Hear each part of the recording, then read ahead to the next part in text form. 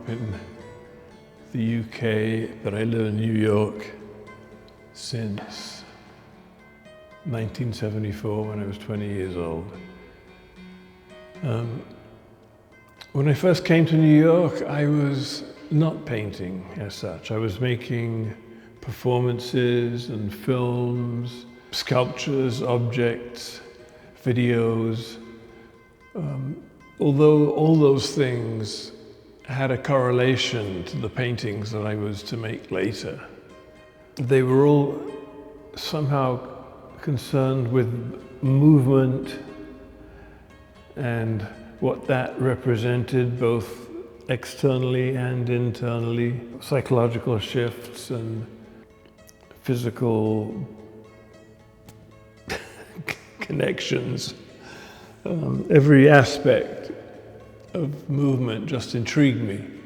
And my early paintings were more drawings, works on paper, very often paint on paper, but on paper. And I amassed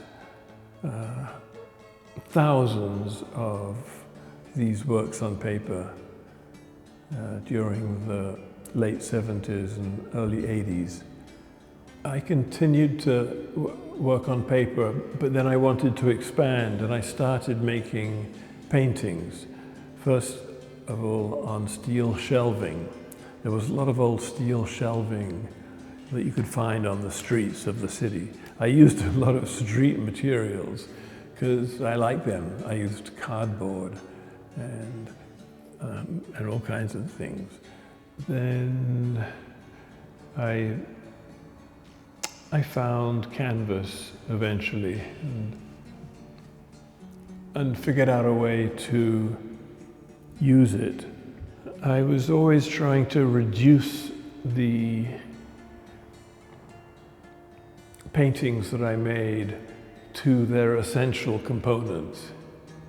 And I continued to do that until what I was left with was the brushstroke. And that became the main focus of my activities ever since. What constitutes my idea of a good brushstroke is not necessarily one that's perfect and beautiful, because there's no script I'm following. I'm not trying to duplicate anything. I am trying to create a movement with my brush that is congruous with something that's happening inside, and which in turn is congruent with something that is happening or has happened outside. It's another part of my practice that goes in circles, I guess. I liken the brushstrokes to photography in a way, because they constitute a period of time which is relatively small. What we call moments are just small fractions of time. So in that respect, the paintings are made in moments in time, and I want them to have that expression of a moment, because then the observer can read it almost like the same way that I read it at the moment I created it. It creates a connection between myself and the viewer. There's a lot of thinking that goes into these paintings that people haven't seen.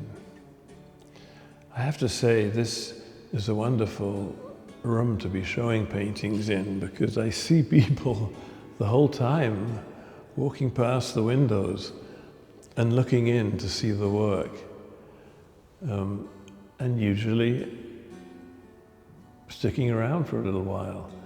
These paintings form a kind of history of my life in paint. You know, I joke sometimes that if I took every painting and just put it end to end, it would be my life story. or like a kind of EKG of my life. And there's truth to that, because the motions I make, the gestures I make, the touches and the touches I make and the timing with which I make them and the tone of the marks, all those things change with time. The marks I'm making now are very different from the marks I was making 5 years ago, or 10 years ago, or 20 years ago, 30 years ago. I feel that there's always enough and involved in what I do for me to continue doing it. It's not boring. There's always something to change. There's always some other way of approaching it or doing it. There's always more to be done. And as long as I'm around to do it, I'll do it.